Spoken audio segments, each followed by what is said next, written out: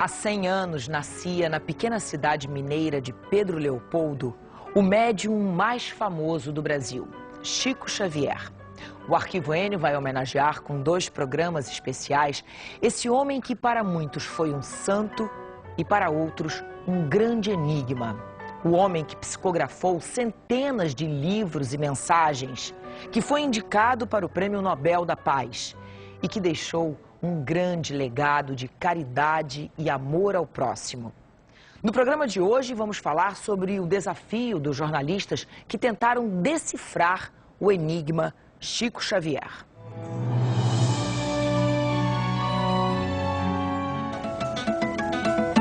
Em 1910, quando Chico nasceu, Pedro Leopoldo, que fica a menos de 100 quilômetros de Belo Horizonte, tinha cerca de 5.000 habitantes.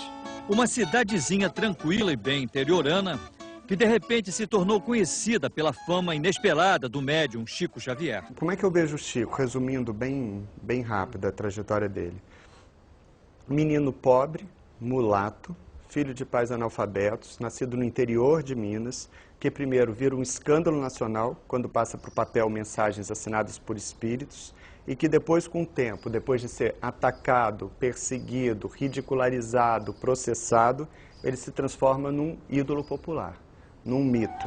E meu pai não concordava com as minhas informações sobre vozes que eu ouvia. E o sacerdote que me confessava, ele então me aconselhou a aceitar um emprego aos 10 anos de idade, para que meu pai, impressionado com o que eu dizia, não promovesse a minha entrada no sanatório. Eu aprendi desde muito cedo a venerar Nosso Senhor Jesus Cristo na fé que minha mãe me transmitiu desde os 2 anos de idade. Aprendi a considerar Jesus como sendo nosso Senhor e Mestre. O Chico ele tinha tanta fé que ele acreditava estar permanentemente acompanhado pelo guia espiritual dele, o Emmanuel, a quem ele sempre cita, e tinha tanta fé que ele foi capaz de abrir mão da paz, da privacidade, do dinheiro, né, para se dedicar à missão dele. A missão dele era difundir o espiritismo e a caridade no Brasil. Então, como jornalista, eu apostei nesse ponto de vista e, sem julgar, sem adjetivar, eu dei ao leitor a liberdade e a responsabilidade também de tirar suas próprias conclusões. É verdade? É mentira? É loucura? É fraude? Mão esquerda no rosto, enquanto a direita rabisca frases em pedaços de papel. Chico, eu te amo, eu te adoro, Chico. Nair Belo passou a admirar ainda mais o médium em 1977, depois de receber esta mensagem.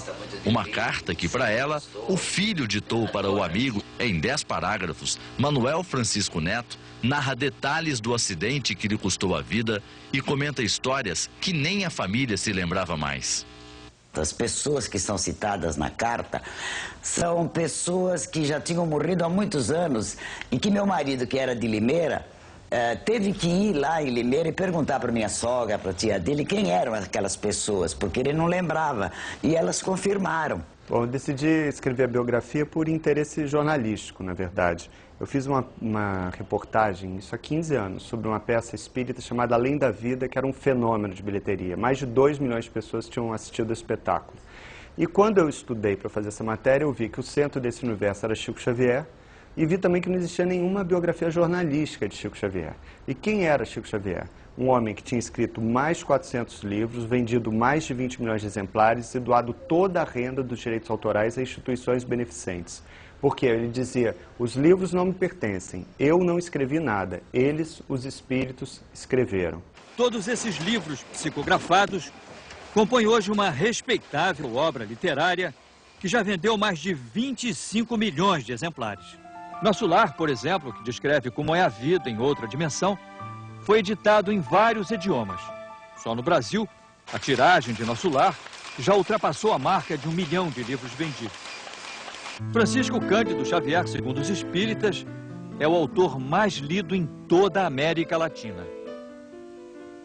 O pesquisador baiano Clóvis Nunes, que se dedica ao estudo dos fenômenos paranormais, é um profundo conhecedor das obras psicografadas por Chico Xavier. Porque ele produziu uma média de 6 livros por ano.